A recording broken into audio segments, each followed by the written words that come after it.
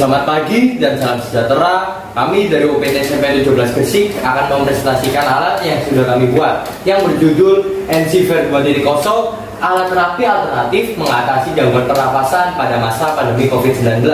Kami beranggotakan 2 orang, saya Christian Disa Nathaniel, saya Samuel Krisnavanda Pego. Berikut presentasi kami. Awal bulan Juni 2021, gelombang COVID-19 meningkat. Banyak pasien yang tidak tertangani di rumah sakit dan isolasi mandiri. Harga tabung oksigen yang naik gratis dan antrian yang sangat banyak. Gejala dari pasien yang isolasi mandiri rata-rata batuk dan sesak nafas. Jika tidak segera tertangani akan menyebabkan hipoksemia dan hipoksia. Next, ide kami adalah alat bantu pernafasan yang murah dan mudah pengoperasiannya, memanfaatkan barang-barang di sekitar rumah. Dan cara kerja alat kami adalah menyuplai udara secara terus-menerus yang dikombinasikan dengan nebulizer untuk menguapkan obat-obatan. Next, perumusan masalah. 1. Bagaimana alat bantu bisa menyuplai udara secara kontinu? 2. Peralatan apa yang berharga murah, mudah didapat dan bisa digunakan? 3. Bagaimana alat multifungsi bisa menyuplai udara dan bisa menyuplai obat tradisional?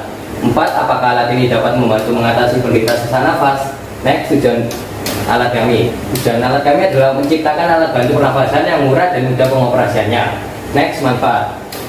Manfaat alat kami adalah dapat menyuplai udara bersih dan bertekanan. 2. Multifungsi, dapat juga menyuplai obat-obat pelega pernafasan seperti pengecer dahak.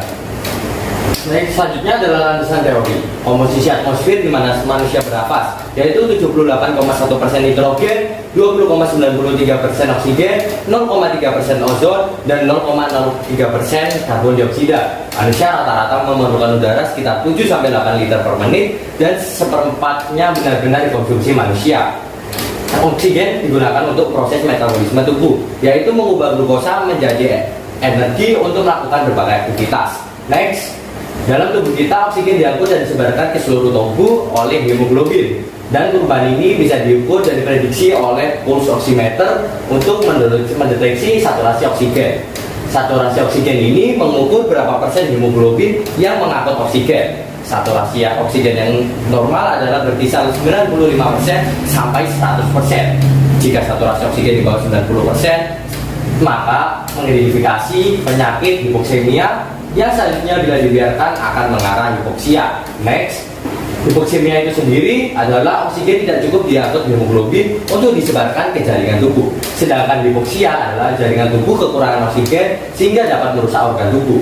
Salah satu gejala sakitnya adalah sakit kepala atau pusing, mual, batuk dan sesak nafas, hilang kesadaran, detak jantung cepat, warna kebiruan atau pucat.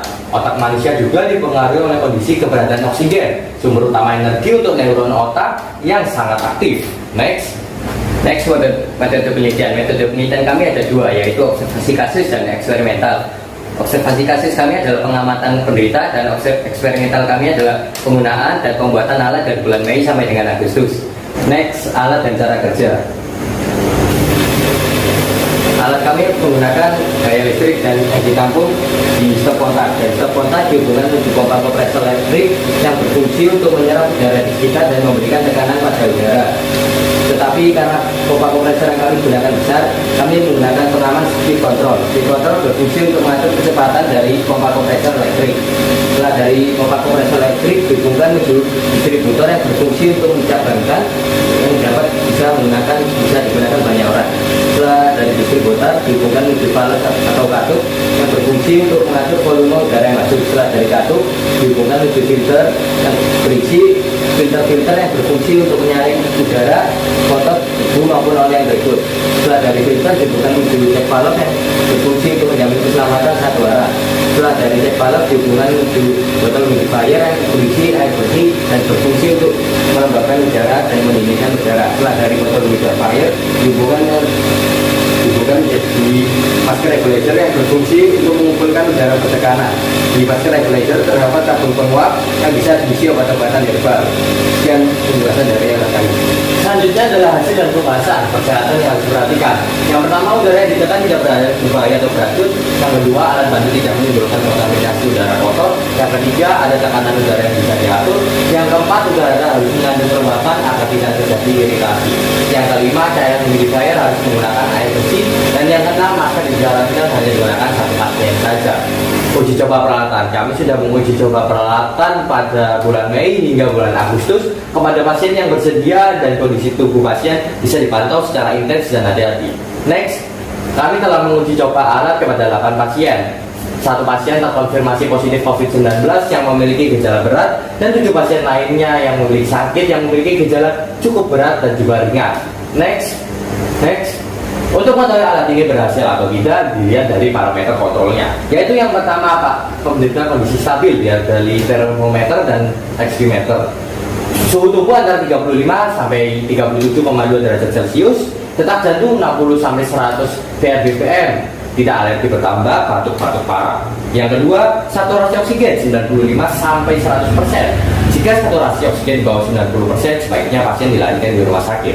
Next, kesimpulannya alat ini bukan obat dan juga bukan alat penghasil oksigen murni, tetapi alat kami berfungsi sebagai membantu pernafasan secara kontinu dan juga membantu menyuplai udara atau menguapkan obat-obat cair pelengkap pernafasan.